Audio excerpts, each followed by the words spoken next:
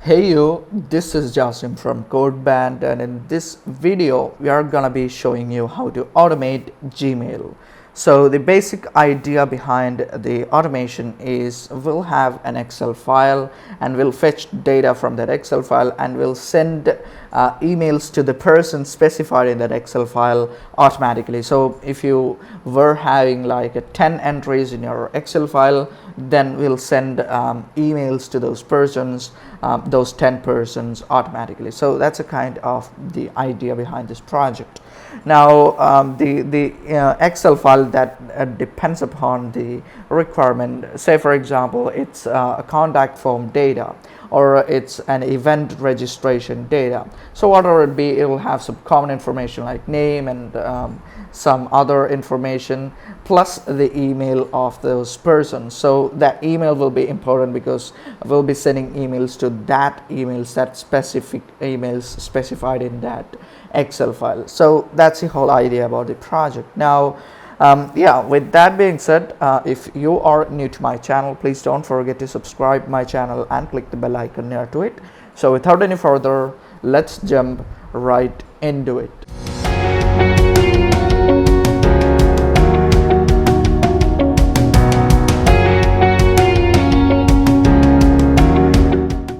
Alright guys, so back into the automation. The first thing I have to convey is that this is a part of, this video is a part of Python automation series. So you might need to watch those previous videos. This is the I believe 5th video of the series. So those previous 4 videos you might have to watch, or I highly recommend you to watch those videos, because therein I talk about what is automation and what are the kind of requirements and the installation and the basic things I have discussed in those previous 4 videos. So I highly recommend you to watch that if you are very brand new to this video. Now with that being said, I have already configured the project setup and so on. We are in the VS Code and the basic project setup is over. Now if you're again I'm saying, like, if you're not familiar with these steps, please watch the previous videos. Now the link will be in the description section, the link to the whole playlist. So get around with that and come back in here. Now we have the basic project setup here. Now we have a config.py file here. Now that's for specifying your email and password in there, the Gmail password. So we'll be using Gmail to automate, to send these emails. So just provide your email and password in this config.py file, and in the main.py file you'll just import that email and password from that config file, just like this line of code here. So that's okay. Now we are ready with the basic configuration. So before that, I'll just quickly give my email and password in this config.py file and come back. Alright guys, so I have given those email and password and saved that file. Now we have this basic project ready. Now the first thing we'll go into is gmail.com. So I'll say like browser.get https www.gmail.com, just like that. And now let me run this script here. So Python main src folder /main.py. So we are running this main.py file. So if I run that, you can see that it opens up Chrome and it just goes to that email here, the gmail.com. Now the things that we basically require is to provide this email here, and then when clicking next we'll be prompted with that password input. So we'll provide that password, and then upon providing that we'll be signed into the Google account, to the Gmail. So this is the procedure that we have done in previous videos. In the Instagram video, just a previous video, we have dealt with these steps, the logging into an account. So I hope you have thorough understanding on that, and that's your first challenge in this video. Just grab this email and password and just give that inputs and just sign in to the Gmail account. That's the first task in this video. So I hope you'll do that alone. Now if you are having troubles, just follow me along. So before that, just pause the video and give it a try. Alright, I hope all went well. Now in my case, what I'll do is we'll just fetch that email field. So I'll say like email input is equal to, then the normal things, browser dot find element by name. Let's check if that's possible. So I'll go to the Chrome and I'll just so before that I'll maximize this window. So for that, what I can do is before getting that stuff, I'll say like browser dot maximize window there, so that I can have that in full screen. So then we'll go to this stuff and let me go to inspect elements here, and I'll just click on the selector here and I'll just select this one. Now you can see that the name here is identifier, and also you can see the type is equal to email. Now you can just use either one, like you can fetch by name or you can just fetch by email.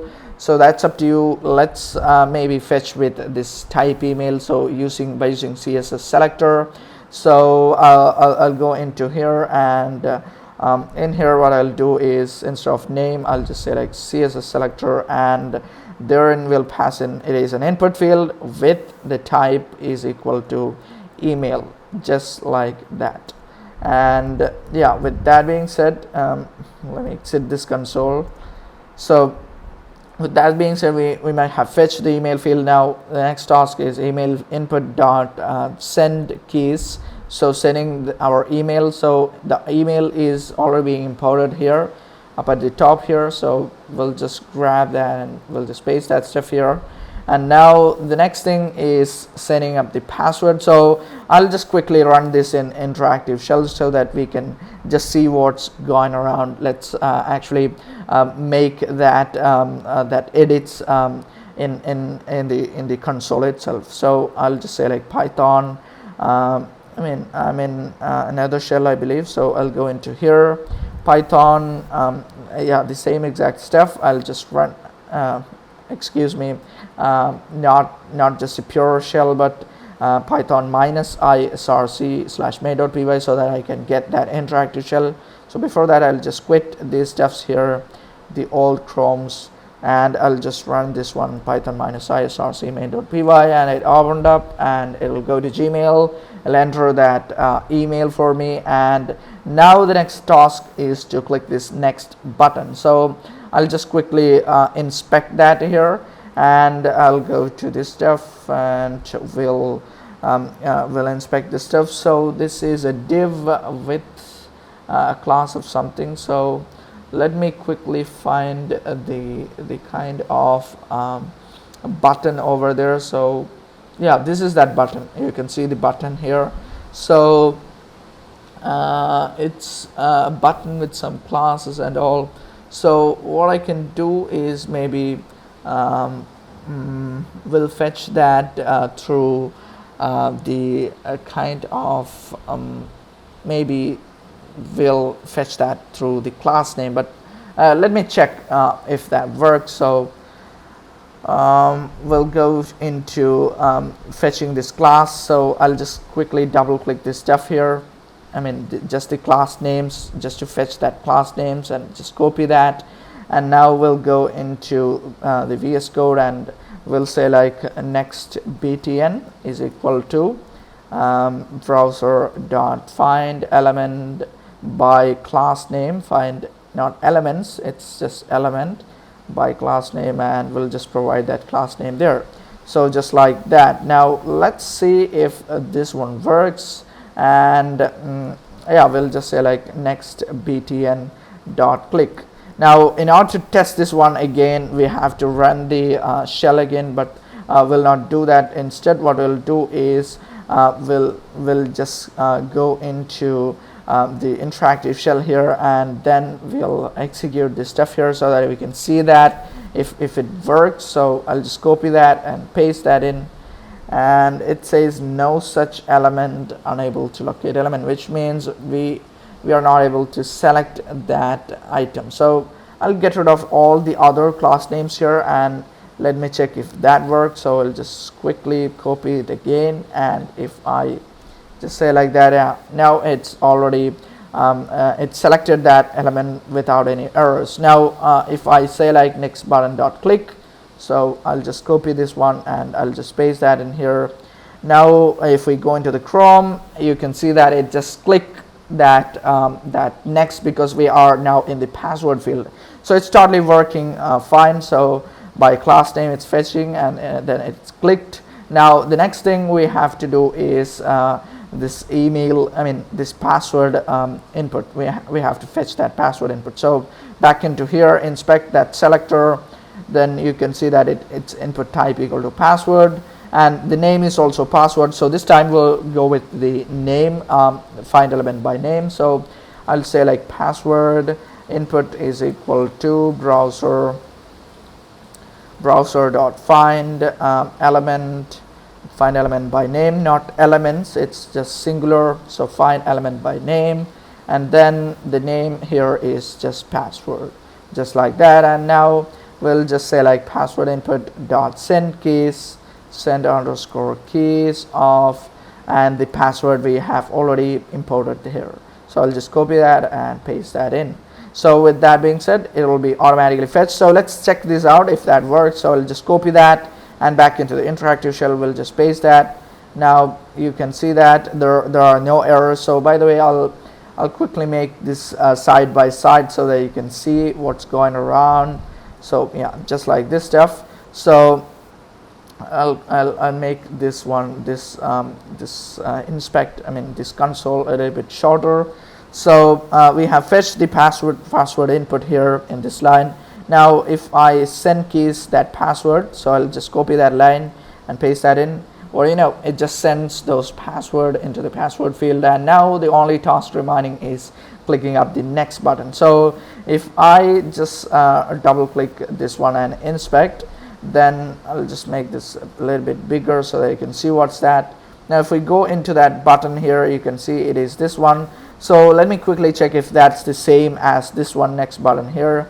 So you can see that the class name is similar, it's the same thing. So we can just use the same next button here dot click. So if I test that out, next button dot click, then yeah, stale element reference element is not attached. That's because it's gone. We need to reinitialize this stuff. So I'll just copy that, and then we'll just say like next button, and I'll just quickly take that into here into the console, and it's fetched. Now I'll just copy the other line dot click, and it just clicked that, and now we are going into the email. So that's totally working fine. Now one thing you have to note here is we need to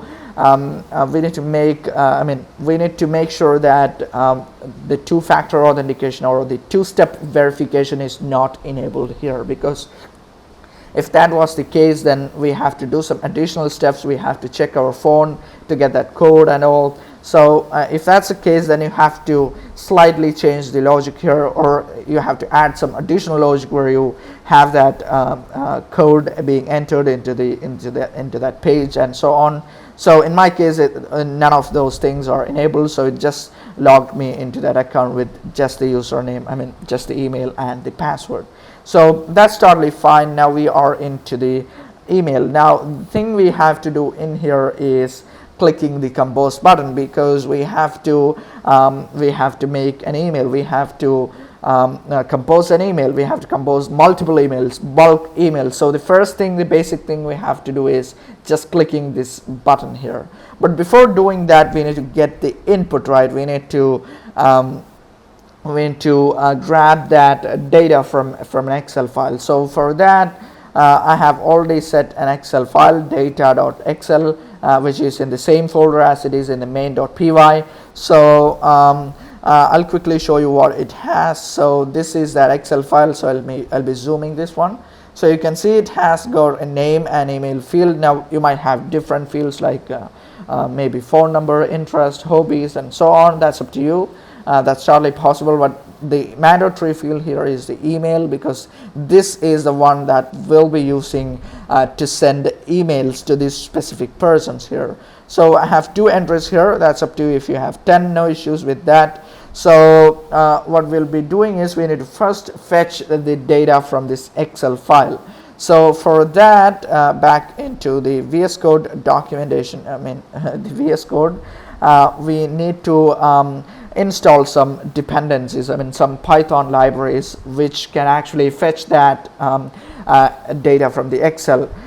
You can of course use some built-in modules and do this stuff, but I highly recommend you to download some external cool libraries, so it's pretty much easy to work with that data. So for that, I'll quickly exit out of this console here, this interactive shell, and then what we can possibly do is, let me quickly zoom this one. I have forgot this to do earlier.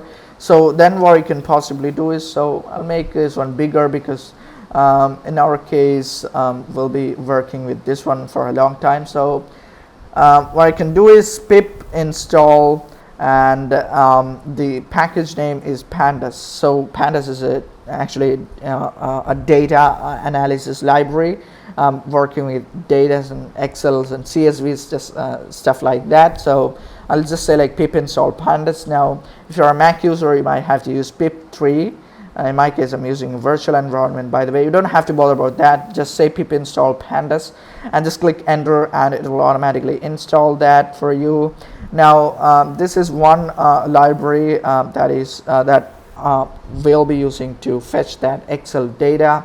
Now we have another library called XLRD, which we'll be using specifically for that Excel related stuff.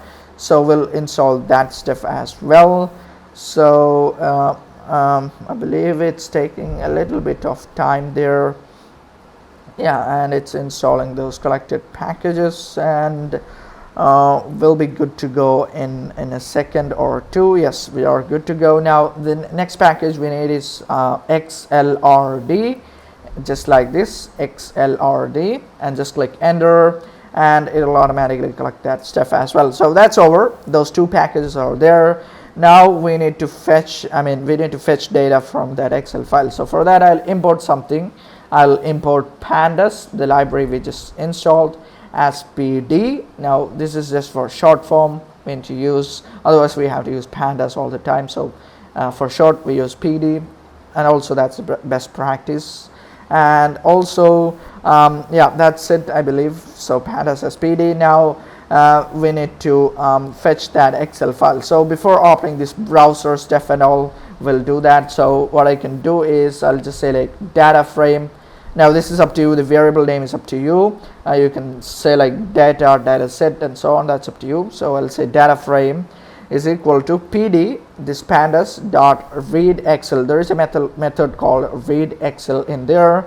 So read Excel takes in plenty of arguments. So the one we require is the file name. So the file name here is data.xlsx. So I'll just say like that, data.xlsx. And now we need to additionally we might provide sheet name and all if we have multiple sheets in that Excel file, but in our case we only have one sheet, so we'll just take that sheet for us, so we don't have to provide any other arguments. So just the data itself, so it'll take that. Now we need to frame this data. We need to loop through this data, right? We need to loop through these values here, these 2 values here, and then we need to send mails to these specific emails. So that's the thing we have to do. So for that, what you can possibly do is, back into the Chrome, for each of the data, for each of the entry in the Excel file, we need to compose a new email. So we'll loop through that data, and then we'll click on this compose, then we'll make that email and we'll send that email, then again we'll click compose, and so on. That's the flow of the application. So what you can possibly do is, in order to loop through the data, what you can do is maybe at the bottom, because the password fetching and logging into the account is not under the loop, because that's the initial thing we have to do. And then what you can possibly do is, in order to loop through that data, I can just say like for I, or maybe you can use for entry in data frame, the variable here, we have initialized this variable data frame dot index. So what this possibly does is the index, in the sense, let me first print what it is so that you can get a better understanding. So print data frame dot index. So I'll move this line of code from here to the top, so beyond this one here, and I'll just comment this these stuffs here, so that we are just interested in this index, what it is, and I'll just run this one. So Python src.py. Now you can see that it is yeah, there is some errors there, no such file or directory. That's because I believe we are running this Python file, this Python script from this folder, the outer folder, not the inside one, not inside the src. So I'll just go to cd src, and then if I run that, yeah, you can see can't open file. Yeah, I believe let me ls. So you can see that main.py, I mean, you don't have to include that src here. So I'll get rid of this src, and if I click main.py, then you can see that we got the index, the Excel is being read, and we got that data frame.index. We got something like a range index, start 0, stop 2, step 1, which means there are 2 entries. That's it, starting from 0, stopping to 2, which means it will not count that 2. So 0 and 1, we have 2 entries. Now we can just frame that based upon the index. So it's nothing but actually these 2 items here, the entries here. That's what is in a nutshell index is. So what I can now do is I'll just uncomment these stuffs, and we'll have that yeah, the data frame dot index. We know what it is, so I'll just loop through that data frame dot index. Now what I can possibly do is, the first thing we'll be doing now, let me print that stuff for you so that you can see what how can we fetch that data, that name and email from that. So I'll just say like print data frame dot lock. Now this lock, it is an attribute, and you can just use that I here. Now you'll see what it is in a moment. If you run the code, then you'll get a better understanding. I mean, I'll just close this stuff because we don't want these stuffs. So I'll again comment this one there, and if I run this again, you can see that it gives me, let me give you let me also give slash n at the end, because otherwise it's I mean a double slash n, because slash n is by default, it's there. So double slash n, so 2 blank lines maybe, or one, at least 1 blank line, because this one that's it. And you can see that a name and the both of the name and email and stuff like that, you can see those things. So by accessing the lock attribute and specifying the index, now the index is this I, because we are accessing data frame.index. So I mean, you don't have to bother about all these steps, because this is not this is just a thing that you have to just make an understanding, not just to by heart it. And what this actually does is it'll take the kind of row, it is taking that row that has an index of this I. Now I will vary, it will start from 0, so it'll fetch this one, and then it'll fetch this one. Now remember one thing, you should have this header field here up at the top. The first row here should be the header, where you have that name, email and stuff like that, because that is being expected by this data frame instance here. Otherwise you have to specify some other attributes to skip rows and so on. You don't have to bother about that as well. So we have that data here. Now you can just say like I need, if I need like the name, I want just the name here, not just the entire row, then what I can do is I can quickly say like I have fetched this this item here, and I can just say like off, and the name here is the exact thing that will be here in this one. So I can just say like that, and if I save that and if I run the script again, you can see that we got that name and we got that test, right? So both of the names we have. So that's pretty much simple to fetch that thing, and if it was like email, then this would suffice. So if I save that, and you can see those emails there. So it's pretty much simple. So yeah, that's all about it. Now we'll get rid of this print statement here, or I'll just make that print statement there so I can see that. Now we'll uncomment this one. Now for each of the entries we have to compose a new email. So back into our Chrome here, you can see that we need to compose, we need to click compose, and then we need to make the to and the subject and the body, and then we need to click this send button. So that's all the whole tasks we have to do. So in order to get that compose element, I'll just inspect that stuff there, and if we look into that, it's a div with some class names and all. So what I can possibly do is, again, by using this class name, I'll fetch that stuff. So I just copy that and back into here. Let me quickly run that through that interactive shell so that we can see that in action. We can just perform some additional things in here in the console itself. So I'll get rid of the old browser there. So it already enters that stuff. Now it's not entering password. There is something missing. So yeah, you can see unable to locate element. Now that's because we hadn't provided some sleep, because it bloats up the code, like it happens in an instant. So I'll just give some sleep, not here but before that password. So I'll just say like time.sleep of 2 seconds, just like that. Now remember, you have imported that time module at the top. So back into here, I'll just exit out of that, and I'll just say python imain.py. I'll get rid of the old stuff here, the old one. So now you can see that it automatically enters that password, and now we are logging into the account. So you can see that stuff. Now the thing we have to do is we have to click on the compose button. So I'll inspect this stuff again, not the page source, but right clicking and clicking on inspect, and then clicking on the selector and clicking on compose. So you can see that there's class name. So I'll just grab that class name here. So let me zoom this stuff a bit so that you can see. So I'll fetch that class names there, and then what I'll do is into here, we'll first check, we'll first write the code, and we'll just copy paste that into the console.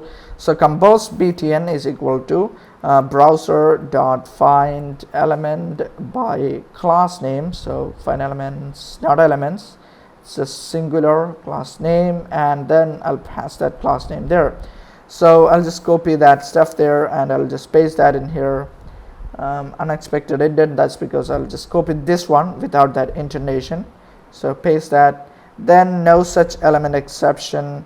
Okay, that's possible because we have, the problem is with this multiple classes. So I'll get rid of this stuff, the other stuff, and we'll just paste that there. And now you can see that that button is there. So compose button is present. Now let me try to click that. So compose button dot click, and yeah, it's saying element not interactable. That's because we might have fetched the wrong stuff. So let me make this one, instead of class name, I'll just select CS as selector, and we'll just copy that full class name there. So I'll just copy this full things here, and then I'll just paste that over here, and then I'll select compose button dot click. So before that, we need to make sure that this is a valid CSS selector. So since these are class names, I can just put dot at the end without that space there. So dot dot dot, since these are 3 class names, as you might have seen, three class names, so I have to in order to target that in the CSS, I have to put dot in front of all those things. So a field with all these class names would be fetched by this stuff. So if I now just grab this one, and if I paste that stuff there, and if I now click this one, so I'll just go up. Now you can see that it clicked. So back into here, you can see that this pop-up is being opened there. Now that's totally working fine. Now the next thing we have to do is we need to grab the two here. So again, inspecting this would give you that that thing. So you can see that it's a text area with you have that name equal to 2. So you know how to fetch that. It's the second challenge here, fetching that stuff, and give it a try. So in my case, what I'll do is I'll just say 2 field is equal to, we'll just say like browser dot find element by name, and the name is in here 2, just like that. And now we'll say 2 field dot send keys. So we'll just say like send keys of some sort of information, so hello, and we'll refactor this in a moment. Let me check if that works. So I'll just quickly go there, and yeah, if we paste that, it's already fetched. Now if I send keys, so I'll copy that line of code and send keys. Now you can see that it just send those keys to there. So it's totally working perfectly fine. Now what I'll do is we'll give a little bit of sleep there. So after compose, clicking that compose, I'll give a sleep of 2 seconds. So that's okay. Now here the 2 field actually is the email field that we'll get from the Excel file. So these emails here, we need to fetch these emails in that field, right, in that 2 field. So for that, what you can possibly do is we have access to this this stuff here. We have already saw that. So data frame, that the specific row, then we need to fetch the email from there, just like that, and it'll fetch that stuff. Now then we need to target the subject here. So I'll inspect that subject. So it's again an input name is equal to subject box. So very simple again. So we'll say like subject field is equal to, again the same exact stuff, browser dot find element by name, and let me yeah, it's subject box. So subject box, just like that, and then we'll subject field dot click. No, we don't want to click that. We need to just send the keys, right? So send keys, and we can just send like maybe hello and his name. Now here you can, in order to get that name, I'll use f strings. So f, then in double quotes, so you can use that name. In order to get that name, we have the same exact syntax like this stuff. So for that, what you can do is, in order to print dynamic stuff, so I'll use this double curly braces. That's part of f strings. So then I can just say, I can just copy this one here, and I can just paste that stuff there, and instead of this email, what I'll do is name. So hello name, but this one doesn't seems to be a good subject though. It's not if we see like hello and person name, that's up to you. You can use anything you want. I have just showed you how to fetch the name and so on, so that's okay. Now that being said, now the next thing, so let me quickly test this out. So I'll just copy that stuff here, we'll paste that in here, and it's fetched. Now we'll grab this stuff here, and we'll just paste that stuff as well. So you can see that hello test is there. So the name of that person is being there, hello test. So totally working fine. Now back into here, we have fetched the subject field. Now the last thing we have remaining is this body here. So inspect again. Now let me zoom this, let me maximize this so that you can see that. So I'll click that selector, and you can see it's div with an ID of something. We have some class names and all. So I believe we have in order to fetch this item, what you can possibly do is maybe by using the CSS selector. That's totally possible. So let me quickly make this CSS selector. Now you can find more ways of doing it. I'll just copy the class names here and back into here. We'll just say like body field is equal to browser dot find element by CSS selector. So CSS selector, and we'll just copy that stuff there, and we need to provide dot in between instead of that spaces there. So just like that, the first two we provide that dot. Now we'll say like body field dot send keys, and then we'll again say like hello, the same exact stuff. Now it's up to you to actually give a lot of stuff here. I mean, you can just provide a lot of information in the body, you might have to. So if you are a multi-line, so if you want to go multi-line, so you can just say like f triple string here, and you can just say like ending with this triple string, and now you can have multiple fields here. So what you can do is maybe a body, you can store a variable like body content is equal to then an f string, and with triple quotes, and closing that stuff as well. Now you can say like the same exact stuff. So I'll say like this hello, and we'll say like that, and you can give a comma, then you can write like hi, and so on. That's totally possible, right? I mean, there is some I believe that there is some errors there. Maybe this f strings with the triple quotes, maybe just a single quote is enough, I believe. So let me check that.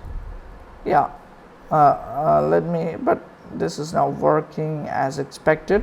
Maybe with triple quotes it should have worked fine, I believe. Yeah, we haven't closed this one, that's the issue. We haven't closed this curly brace here, so I'll just close that. Then we can see that it's triple quoted string, so it's you can have multi-line. So hi, hello, and something like that. You can have multi-lines, and then what you can possibly do is we can say like body content, the body field dot send keys, and this body content. This body content, just like that. That will be totally possible. So let me quickly test this out. So I'll just copy that, and we'll space that in here. Body content is there, and now before that I need to fetch this body field. So Control C, and yeah, it's fetched the body field. Now if I just say like this one, copy and paste that one, you can see that if we go into here, well, it just pasted those stuff there. It's totally working fine. Now one thing you might have noticed is there is some extra spaces here. Now that's because of these extra spaces here, so I'll get rid of these extra spaces there. So this one as well as this one, so now it'll be fine. So if I just copy these stuffs here, and if I paste that, now there will be that intonation problem. So this might be a problem. So I'll just copy that, paste that, and now you can see that it's totally fine. You can see that it's already done. That's because we have already something there. That's because, but it would totally work fine. So that's all are done now. The last thing we have to do is clicking this send button here. So I'll just quickly select this one and click on the send button. So you can see it's a div with some IDs and all. Let me quickly find that button there. So it's maybe it's a div with a roll off button, so no issues with that. We'll again fetch with that class name again. So I can just say like I'll just quickly grab that class names there and back into here. Let's quickly say like send btn is equal to browser dot find element by CSS selector and the selector itself. So we'll quickly give those dots in front. So dot, and we'll give that dot. So dot. Now you don't have to actually provide all these class names. That's just for confirming that it's the element that we are targeting. Maybe these 2 classes or 3 classes would suffice. That you can check that. And now you can see send button dot click. just like that. And if I just copy this stuff and paste in the console, then you can see whether it's working. It's fetched those send button, and now if I say like click, it will automatically work, but will not be doing that because we have already those tests and stuff like that, so it's not a good email and so on. So yeah, with that being said, what you can I believe it's over now. We can just provide some sleep, right? So we can provide, after sending an email, just wait for, or just sleep for 5 seconds. Now that's up to you. Yeah, that's it. Now it is since a loop. We will go into the first element and then we'll do that stuff, then we'll go to the second element and so on. So if I run the code again, so I'll get rid of the old browser here, and if I run the code again, python -i main.py, then you can see that it goes to that stuff. It fetched, it inputted those passwords and it goes to this mail, and now there is something wrong, I believe. Back into VS Code, you can see no such element. The line number is 35, so you can see the line number here, by the way. So compose button, so what it does is the compose button is not being loaded there, so I'll quickly provide some time.sleep. Now there is some alternative to this time.sleep, to be explicit. We'll talk about that in maybe in a future video, in the next video, but now we'll stick with time.sleep of 3. Wait for 3 seconds. So again, I'll get rid of this stuff here, and now if I exit and run that again, now this time it should work. You can see it goes into Gmail, email, password, and then it'll go to that page, home page. Now yeah, compose is clicked. Now 2 is there. Yeah, it sends that email. You can see message send at the bottom here, totally working. Now it'll wait for 5 seconds because we have provided that sleep again. You can see that 2, and what do you know, it sends those 2 emails. So if I confirm that, if I go to send, you can see that those 2 things are there, support and this JASM. It's totally working perfectly fine. So this is all about this video, the automation stuff. Now say for example, if you have 100 data, then it would be very easy to send those emails with this simple code here. Now I have to say like something important. If you were having some hundreds of data, then it's a very good practice to give a lot of sleep in between sending those emails. Say for example, if you can just check, like if after sending 10 emails, then you might provide maybe a 5 minutes break before sending another emails, because Gmail otherwise there is a slight chance of blocking you from sending emails, because they'll tend to know this is coming from a bot. So apart from this time.sleep in between sending individual emails, it's a very good practice to have like a 5 minutes break after sending 10 emails. So you can just make that check, and time.sleep those seconds.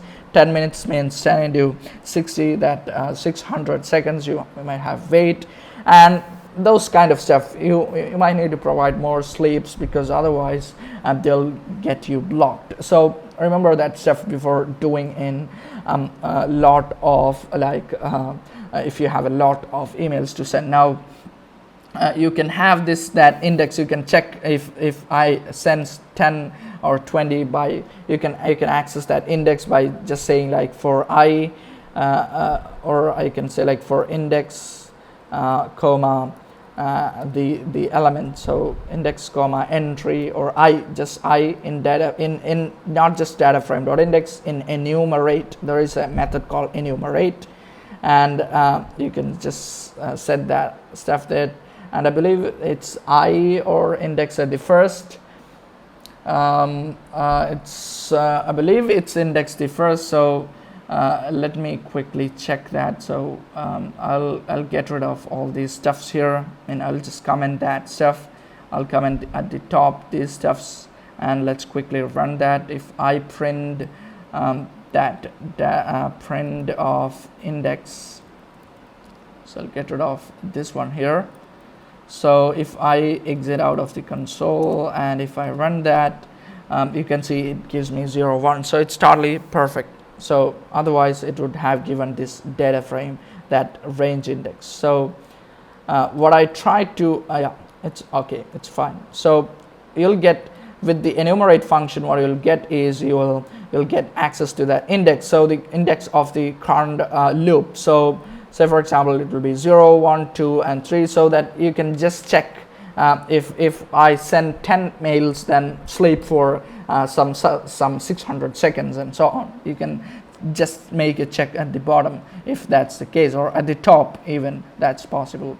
So that's all about it. That's all about the mail sending and stuff like that. Now I hope you enjoyed this video, and if you have any doubts or any suggestions or any sorts of errors in between, please let me know in the comment section.